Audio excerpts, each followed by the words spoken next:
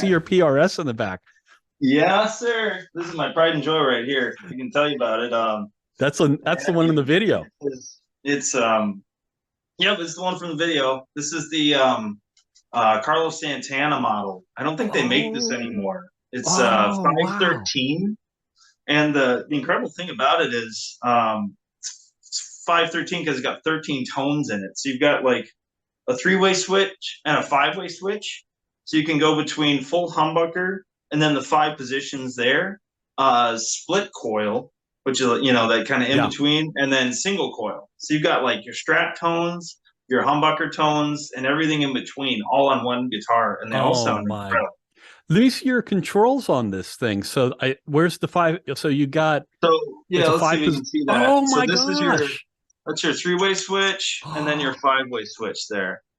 Yeah. I I didn't even know this existed. Now I want one. Yeah, it's like a Swiss Army knife, but it does everything well. Oh I my, think now they have the 509 is the model they're doing now, yeah. which is pretty much the same thing, but I think it's a switch instead of or a button instead of the switch. So Is that yeah. does it come in other colors or models, or is that the only way it comes? No, this just happens to be the Santana finish on it. It's really Mhm. cool. It's got this red on the back, Oh man. and like the gold kind of yellow finish on the front. I think there's a blue one. There's like a starburst kind of design or a sunburst. I mean, Yeah. but yeah, really cool. Wow. What does it run you, if I could ask? What do these run?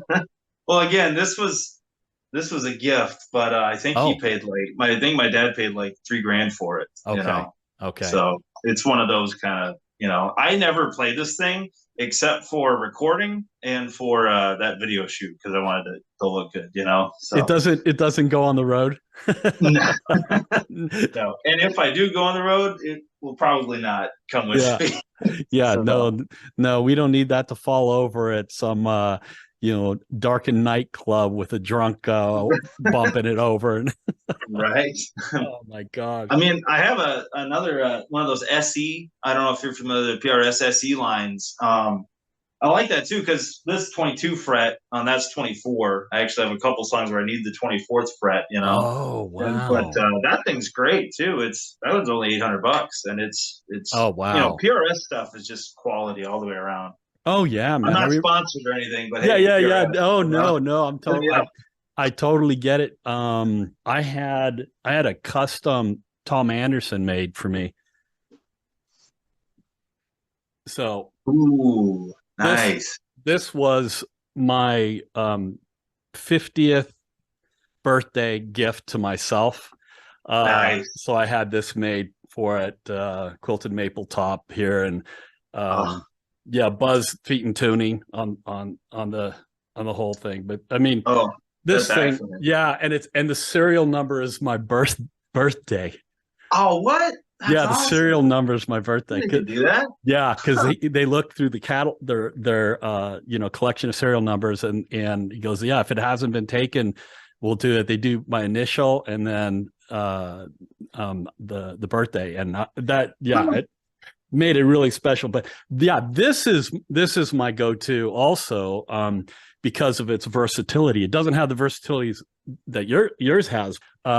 You saw my reaction to One Man's Treasure. The Yeah. bass in that is freaking awesome. The tone, holy smokes, man. Hmm. Who's playing bass on that? It's not Joe on that song. I was It's wondering if it was another Joe. it's another friend of mine from Minneapolis. And this Oh, guy, William.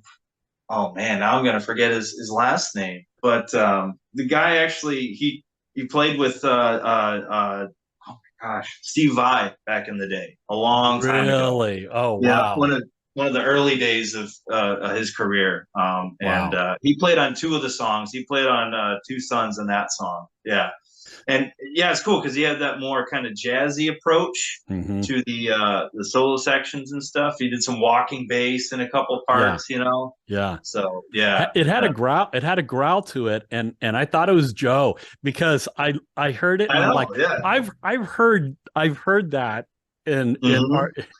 in the Arch Echo stuff. I'm like, I know that tone. That's got to be Yeah. him. So I was curious if it was, but it wasn't. Well, the tone you got to thank Adam Bentley for, because he took that. I think we did for that bow bow bow part. He Yeah. doubled it, and then he added like a, I don't know what that is, like a wah pedal effect to it or something to really bring that out. You Oh, know.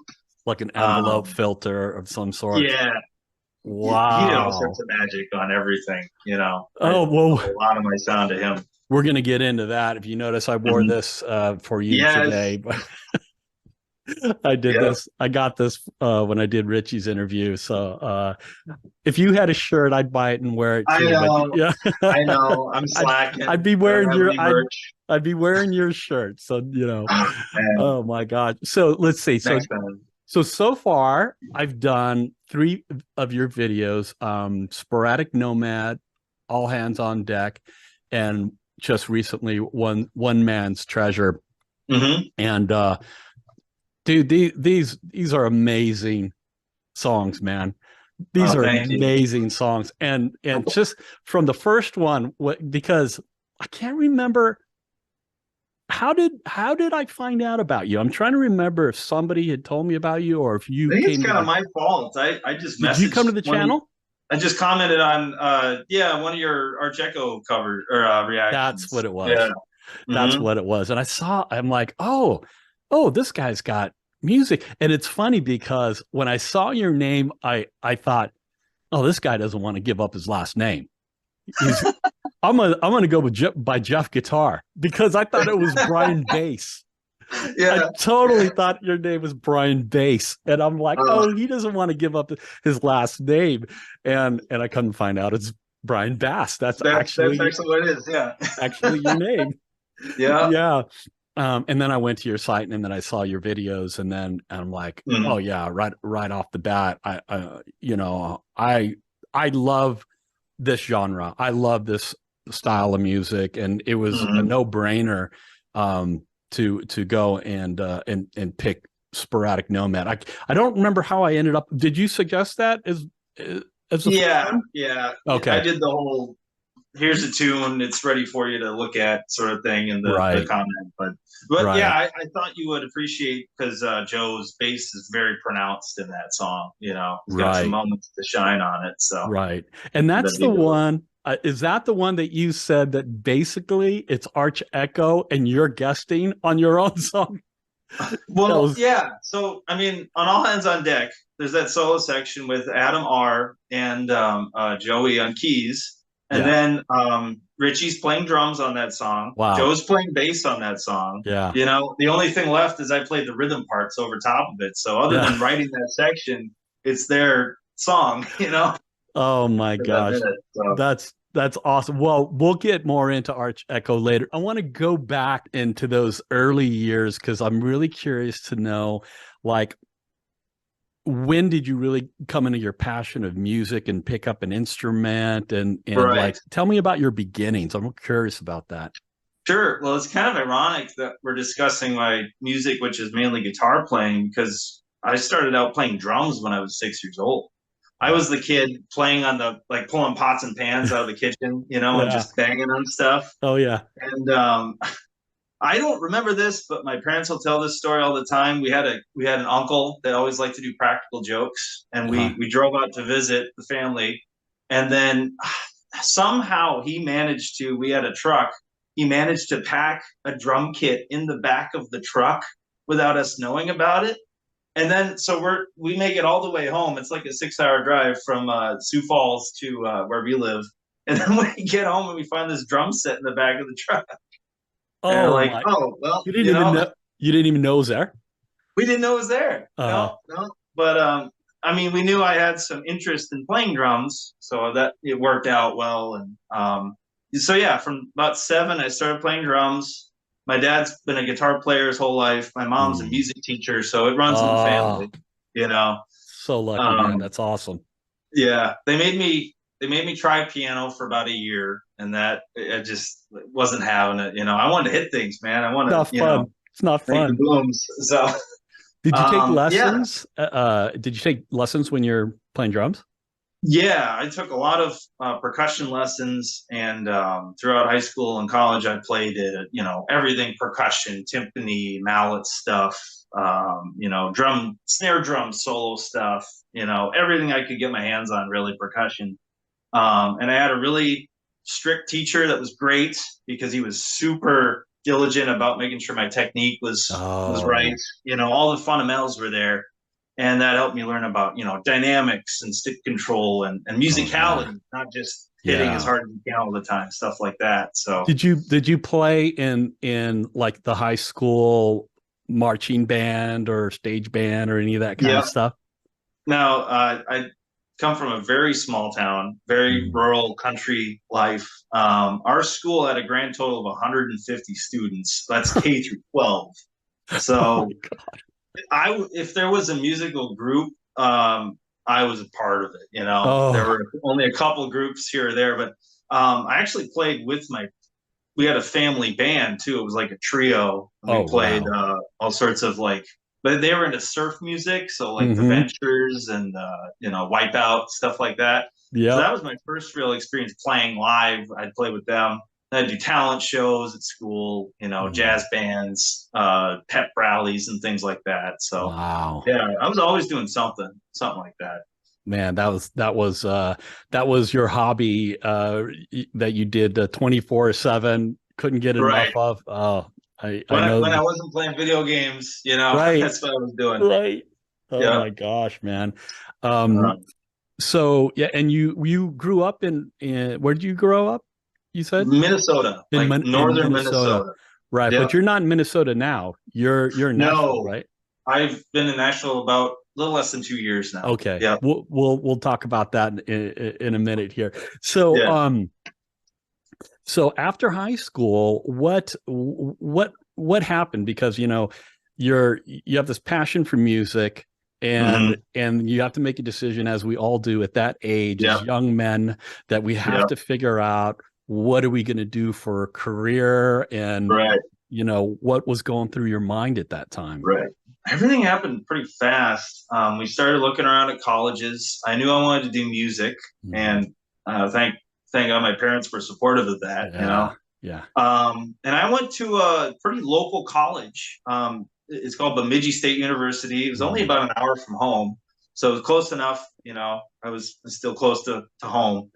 But man, I had that same sort of small pond thing where Mhm. I was one of two or three other drummers that were kind of competing for all the roles in jazz bands and stuff. So even in college, I was kind of the guy. I was playing in most of the groups. There were a Wow. lot of jazz combos I was a part of, and yeah, so we had an incredible jazz band director. I'm going to call him out, Del Iron, who Wow. would bring in these huge names in jazz that would come and do clinics with us. So I got to work with Wow. Oh. Jeff Coffin. I think you've Hmm. done a reaction to some of his stuff. Brought him in. Wycliffe Gordon, incredible trombone player. Wow. And my senior year, they brought in Steve Smith, the drummer. So I got To the to small this. college. Yep, local Man, college. what Yep. a privilege. So, so I was constantly exposed to all these just incredible musicians and players, and just tried to soak in as much of it as I could. And Wow. everyone I met was very supportive and saying, keep going and I like what you got. So I always had that drive to keep making things happen. Oh man, And that's awesome. yeah. Well, another really cool thing about that college was they had this group. I haven't heard of anywhere else having this. It was a group we called Voltage, and the leader of it, Greg Gaston, he was another professor there. It was all original music that the students would bring in, and then we would arrange it together and we would work it out, and Oh then we would do a concert every semester of wow. all original music Oh by the my gosh. That's um, great. What a great idea. Yeah. So not only that, it was voltage because it was all electronic instruments. So we had EWIs, Oh, electric keyboards. I played an electric drum kit, you know. Um, and that's about the time too I started really getting serious about writing because I could do it for college credit. And I could ask these professors for their advice and songwriting ideas, and So I was starting to learn Wow. theory. I was starting to learn part writing skills and, arranging the basics of that. So yeah, it was really cool. I think Man, two of my songs on this album came from voltage arrangements that I've reworked, really? So, So, man, you've been molded and shaped all this time to do what you're mhm. doing right now with the support of your parents, great teachers, musical education. Yeah, This incredibly is lucky. perfect. I look up to guys like you and Arch Oh, thank you. Echo and other groups like Yeah. that. I'm just absolutely fascinated by the writing process and how you get from point A to point B. Okay, so now you're out of Yeah. high school and you're Yeah. thinking about what's my next move. So what Yeah. happens after college, not high So school, but after after college, college? yeah, this was crazy. R- I was thinking, what can I do with a music degree? Mhm. I've got this talent at sight, and college was fundamental at my sight reading chops, so I could read Oh, drum music and stuff like that. So I thought I'm single. I don't have anything tying me down. I'm going to see if I can work on a cruise ship. oh my And gosh. I reached out to a couple agencies and auditioned, and about a month later, I'm out sailing in Costa Rica or something like that. Tell me about the audition Um, process for that. that was pretty scary, if I'm honest. It was all over Zoom, kind of like this, or Skype, I think back then. Yeah. Because they want to test your sight reading. They only sent me the materials to look at 15 minutes before they started the call. So yeah, so I had 15 minutes to print off for one thing, and then get ready, and then have like I had to play along to stuff, so I had to get the MP3s ready to go to play along with them, and get headphones and stuff. So Oh my you know, gosh. you're set up and ready to go, and then you're sight reading this music on the spot, which because that's the gig. A lot of what we did was they'd bring artists in that morning. You'd get the music in the afternoon, you'd rehearse, and then it's showtime that night. Oh my gosh. So well, again, I luckily was prepared for that, having done it through college a lot. And yeah, it was a tough audition, but they I, liked what I did enough to hire me on. So how'd you think you did after you finished like when you did the audition? Did you go, "Hey, Mhm. I nailed that. I did pretty good." Or did you go, "Oh, I'm um, not so sure," or well, okay. Full disclosure, there was a second part to the audition. "Oh They boy." said, you did this, and this well. We just want you to come back to do this again. You know. Oh. So they gave me time to work on that piece. So then they gave me a chance to rehearse it and really, and then that one I felt, obviously I was practicing until 3 in the morning trying to Yeah. get it down, Oh so my gosh. yeah. Um, And the first week on a ship, for anyone out there that's thinking about doing ships, that's going to be an overwhelming week oh because my God. Tell me about it, man. not only are you trying to figure out what life is going to be like living in a bunk room with no sunlight with a roommate that you never met that might Oh be my God. might not even speak English, How old were you? How old when you started this? 19, maybe 20. Oh my gosh, Brian. Oh, oh God, I can't Yeah. imagine. You're traveling the world at Mm-hmm. 19 on a cruise ship Mm-hmm.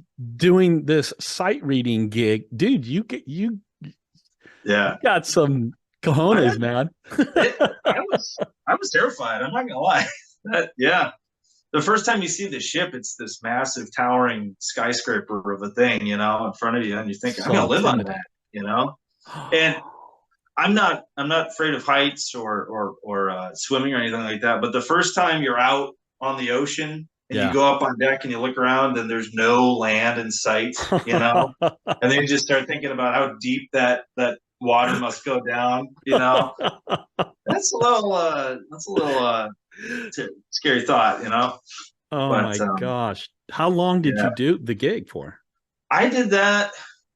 Well, let's see. Well, it's, I think a little over 3 years on and off because you'd Mm, go out for 4 or 5 months at a time, and then you'd come home and you'd have a month off, and then you'd go out again. yeah. Yeah, I did that on and off for about 2 years, 2 or 3 years, right until Wow. right until everything stopped. Yeah. After the COVID hit, and then Yeah. everything got shut down. So That's that's a long time. yeah, That's a yeah, long time for a gig like that. yeah.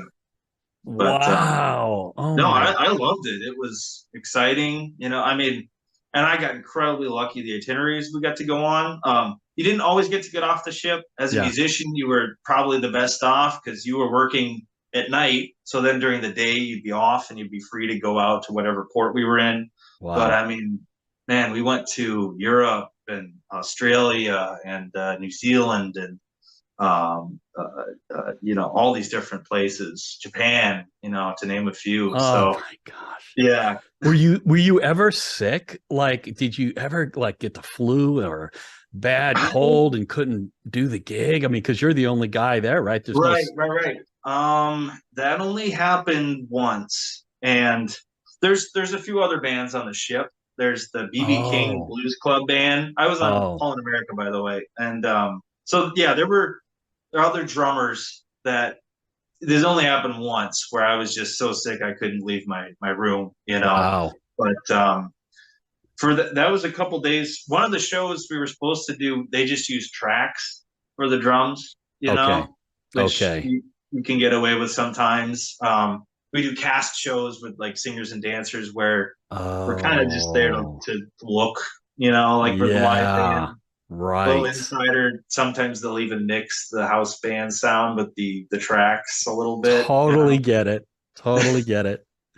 But Oh my gosh. yeah, You've got coverage just in yep, case, little safety in the back. Yeah, yeah. I do musicals. I play guitar in musicals, and Oh, awesome. sometimes we do the same thing. We had this one gig where like all the guitar parts, we got these tracks, so like all the guitar parts were there. Of course, they didn't sound good, but usually there's two books. There's guitar one and guitar two, and they would never hire a second guitar player, so I would have Mm-hmm. to make a hybrid, a book for myself. Sure. But it's Those are funny. challenging parts, by the way. There's a ton of Oh key changes in musicals.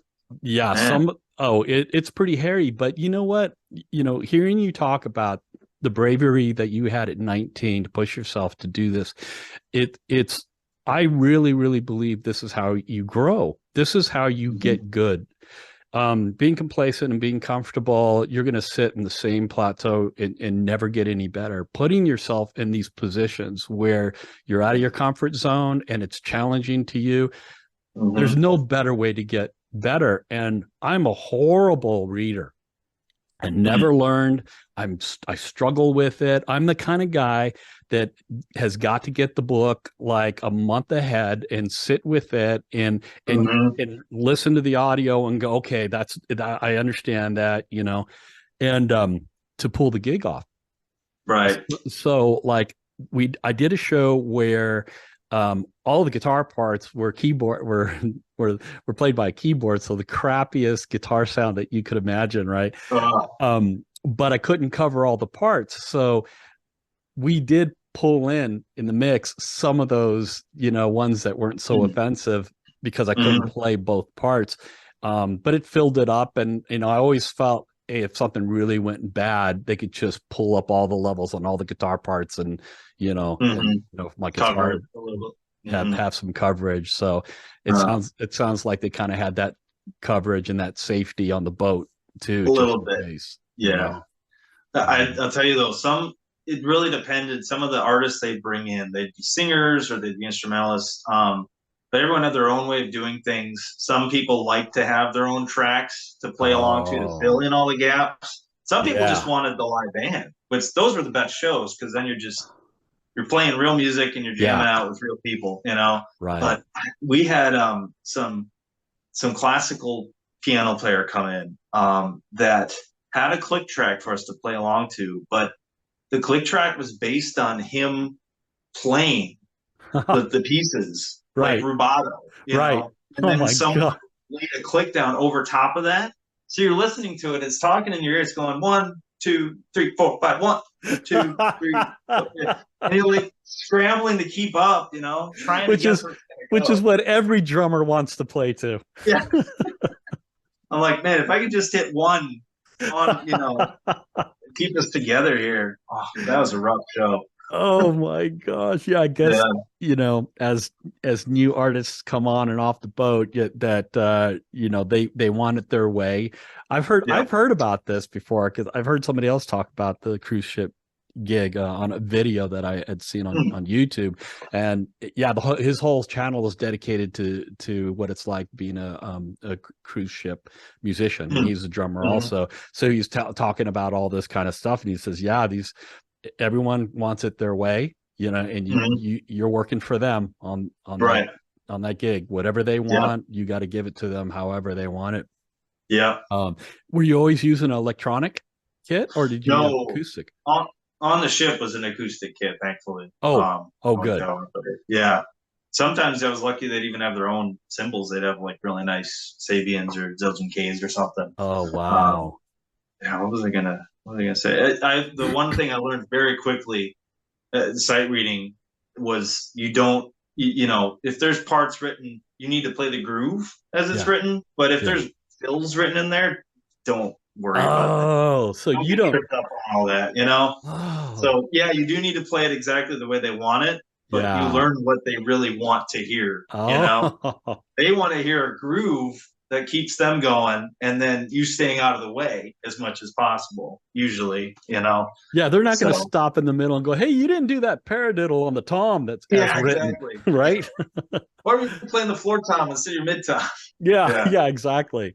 Oh my gosh. So, I guess COVID came into the picture. I mean, the cruise ships got hit really hard.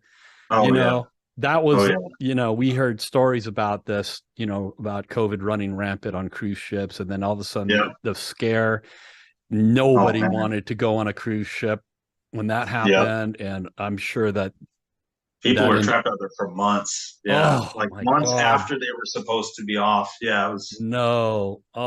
Luckily my contract ended right before all this happened. Oh, good. So, yeah. I was home safe when that all happened. But yeah, I've heard horror stories from my friends that they were out there unpaid for extra weeks on end. Food's running out because they can't dock anywhere. What a nightmare! Oh my God! Gosh. I can't imagine. So you were probably about ready to get off the boat by that point anyway, right? You're like, okay. Yeah. I was already thinking about moving on to try something else for a little while, because it's start and stop. It's fun and it's exciting, but you're meeting people, then you get to know them, and then you leave and you never see most of them ever again. Right. So I was just kind of ready to try something a little different after 3 years of that. Were you playing any guitar at that point when you were doing the cruise ship, or you hadn't gotten into it yet? I wasn't. Again, my guitar playing has all been kind of on my own. I mean, I played in college, but just for fun most of the time, and for Voltage, that group. But no, I would bring my guitar with me on the ship, and then I'd set up just my laptop and a interface just to do stuff in the cabin on my downtime. Oh my gosh. So we had a lot of downtime when we weren't rehearsing and stuff. So I was just putting in time practicing and doing a little bit of writing on the ship, Dude, I would have gained 300 pounds on that freaking gig. I mean, the food. Yeah, we did have full access to the guest buffets. Oh my God. It was very, yeah. I think I probably gained a few pounds the first contract. I'm taking a cruise in 2 weeks. I'm flying out to Italy, nice. Genova, Italy, and catching an MSC, I think MSC or MSC cruise. MSC, I think. Yeah, they're sailing from Genoa to Rome, Palermo, going to Malta, Barcelona, Mm-hmm. and Marseille, France. Nice. 7-day cruise. So this will be my Very cool. first time in Europe. But Mm-hmm. we were when we started off, me and my girlfriend started off booking the cruise. We were unsure, about the cost of all this, so we ended up getting an inside, room, inside cabin, and it's like Mm-hmm. the cheapest thing that we can get. Mm-hmm. And by the time we paid for the flight and paid for the excursions and went around the horn, we came back to the room and went, why did we get this room? We got to Yeah. have the best room. We need a balcony. So we called back to upgrade the room, and they said, no, we can't Oh, were up. they booked? Well, they What? auction.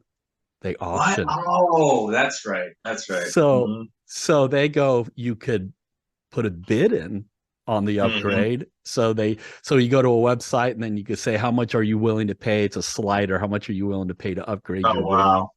I forgot they did it that Oh way. my Wow. gosh. I'm like, you Huh. suckers, you Yeah. know how to get us.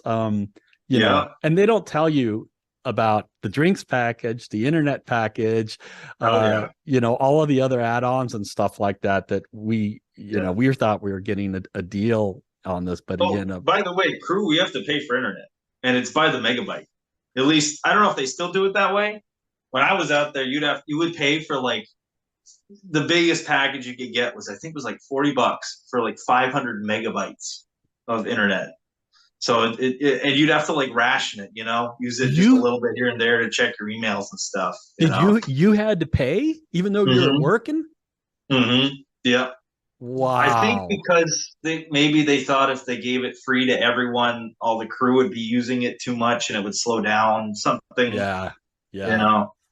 But I mean, it was kind of good because then you learn to not rely on it all the time and you're doing other stuff. Totally. Before we leave the cruise ship, because I'm about ready to embark on my journey, give me your Yeah. best time and your worst time on the cruise. Best time. I mean, we would do overnights in what was one of the okay. The fjords of Norway was one of our ports, and they have these Nice. little I don't know what you call them. They're not full cars. They're like electric cars. Mm-hmm. The little vehicle buggies, Yeah. and you could take one of those up the mountainside, and in the span of about 15 minutes of driving, you could go from this green, serene, like out of Sound of Music green Yeah. vista to the snowy mountain peak in about 15 minutes. Oh So man. that was amazing. And worst experience would probably be flying out to one of the ships and losing my luggage at the Newark airport. And Oh because then not only are you dealing with the Southwest agencies trying to deal with phone calls and all that, you yeah. can't use your phone on this ship because it's international Right. service. Not only Right. that, the ship is moving port to port. So this happened 3 times. I had it set up where okay, my suitcase is going to fly into Dublin, on Tuesday, and then the ship will be there on Tuesday, but it gets there late, so then we have to sail. So then my suitcase is in Dublin, but then we're going to somewhere else. It's having to play You know, catch up the yeah. whole time. Oh my. We did that for about Oh, 10 days before I finally got my suitcase back. you're wearing the same clothes for a week. Yeah, You don't have your yeah. deodorant. Luckily, they had some dress clothes that fit me. The tailor had something. But I was as a drummer is okay. I was wearing tennis shoes with my Yeah. like dress slacks, Yeah. but they can't see that because it's I'm heading Oh, down there. yeah, that's good. Your drummers get away with that kind of stuff. Yeah, You don't even have to wear pants, Brian. You could just get right huh? up there. Yeah, I was tempted a few times. That's great. Man. Oh my gosh. Okay, so you wrap up the cruise ship.